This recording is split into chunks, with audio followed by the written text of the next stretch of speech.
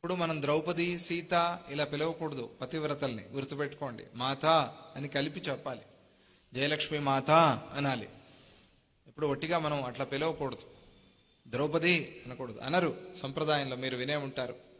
ద్రౌపది మాత పతివ్రత ఆవిడ. అహల్యామాత, వీళ్ళందరూ కూడా వీళ్ళ చరిత్ర చాలా అపురూపమైంది మన శాస్త్రాల్లో, మన పురాణాల్లో. ఈ ద్రౌపది మాత గురించి అందరికీ సందేహం. మహాభారతం అంతా చదువుతారు, సందేహం. విచిత్రం. ద్రౌపది మాత గురించి అందరికీ తెలుసు, మహాభారతం అంతా చదువుతారు, కానీ ఏదో సందేహం. ఇట్లా పతివ్రతలు, సాధ్వీమణులు, మహానుభావుల గురించి అనుమానం పెట్టుకోకూడదు మనం.